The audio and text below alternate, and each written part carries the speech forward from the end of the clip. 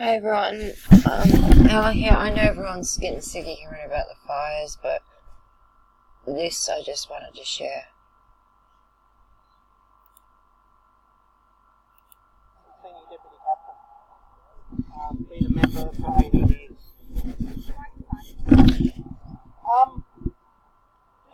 Now the question I want to ask is, where are all these people right now? Where are all these climate protesters demanding action being done about the poor animals that I have seen? So what about, it's not 500,000 animals, it's over 1 billion animals. The next issue we're going to have is disease outbreak. And the farmers have a problem because they can't just bury the dead animals in a mass pit on the grave because of all the underground water on the artesian basins or whatever it's called. It's getting so political. There's so many departments. Everything has to go through. These poor farmers can't even bury the dead animals because they're worried if they dig a mass grave it's going to seep into the water, underground water tables. So where are these people right now complaining about what's going on? I don't hear one word from this mob. And this mob are a mob of assholes, this mob, to carry on the way they are, and their main goal is to get arrested. Why would you encourage anyone to go and get a conviction against yourself and make it harder for yourself? That's just outright stupid to do something like that. You're putting a mark on your name. That's just to wake people up.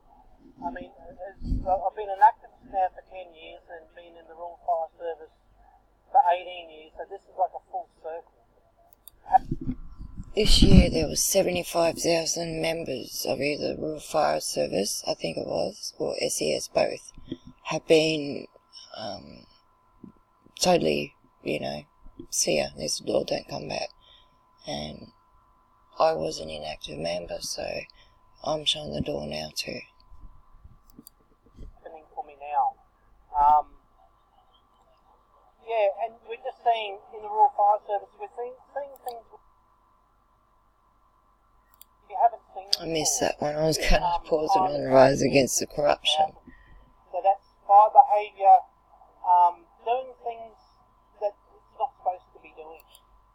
Now, how come the police allowed this woman to set the TP up in the middle of that bridge? This is a deliberate stunt. This group set a bloody TP up with an umbrella hung on it, and she sat on the umbrella hanging there so they could get a photo opportunity. Blocking traffic, blocking everyone. This is a publicity stunt. You look it up. Photo of them. I'm not even going to say the name of the group on the bridge. This mob are just doing it the wrong way.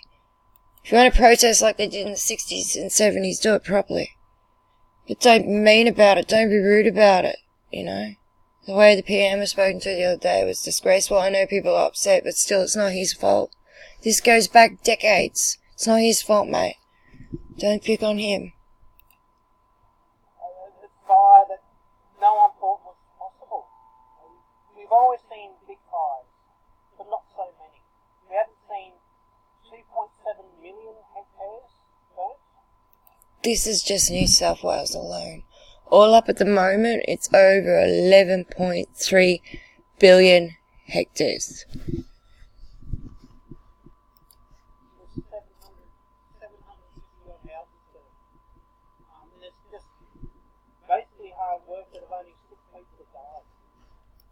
Might be million hectares, I'm sorry for saying that.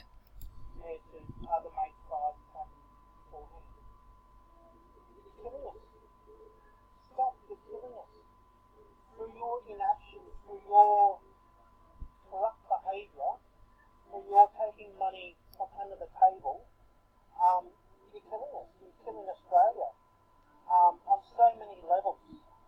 I grew up in Brisbane, and I remember my family, my dad was the only one that had to go to work. We lived okay. And that's how it was with my family growing up with a kid, and then it just changed in the mid-90s. Mum had to get a job to support us. There was 4 children, Mum and Dad. And it got so severe that they had nothing. We lived on hardly anything. The early 90s is when it hit.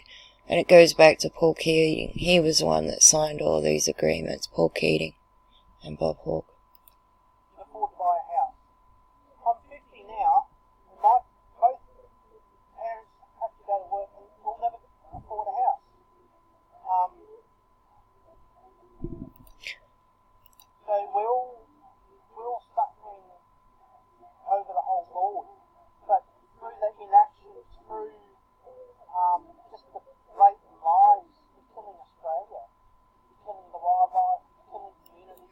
That logo in the background actually represents something else as well. It's been attached to this agenda. So if you're going to participate in this mob, be very careful. They're not who you think they are. Be careful. As for the housing, you know, this generation growing up are never going to afford it at this price. It's ridiculous, the price of housing, price of power, everything. What's about to happen? And yes, the fires now in New South Wales are unprecedented, but the worst is yet to come. So we need to act now, otherwise we will not survive. We will, as a species, become extinct with so many other species. We need to rethink everything that we're doing.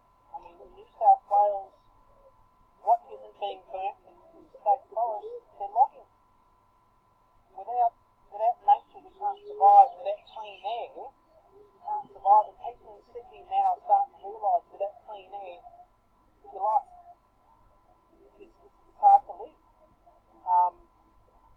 So yeah, my message to the government is just get out. And sacking Morrison isn't going to solve the thing. Scott Morrison isn't the problem. It's the system. It's not his fault. The system that's been put in place is that little grub John Howard got in and started privatising everything. So the government now isn't working for us, the people. It's now working for big business, big corporations. And they don't care about us. They care about profit. And that's it. I mean, when you get electricity prices... It's always the bottom line, isn't it? Going up and up since they've been privatised. And I think the people in general need to wake up, stop believing this is wrong.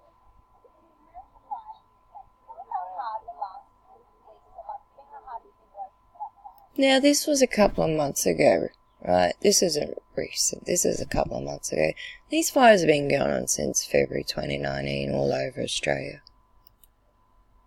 Yeah, a lot. I mean, we've been overworked and overstretched since August.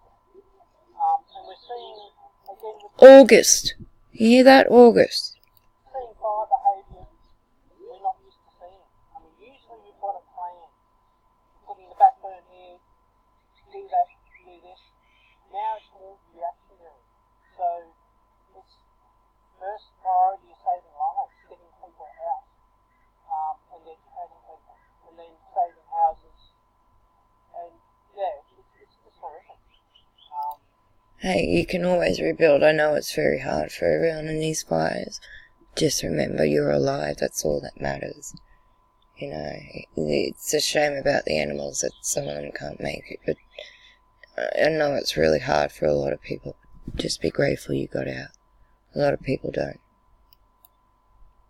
And it's ongoing. We've only just got into summer, and we've got to survive now until, March, April. And we'll only have a few months rest before the fire season starts again. And it's heartbreaking and it's surreal. So I'm here at a climate rally. The last one in Brisbane, I went home early because of the bad fire danger. Then I go to Rappville overnight and watch 20 houses smoulder. 20 lives gone, 20 homes gone, 20 families and they're homeless. Now, I know this place, and my friend Off-Grid John lives not far from this place. He's got videos about his fires, and this place just... 3 times in a row they had 3 massive fires come through, and this fire at Rappville was horrible. Absolutely horrible.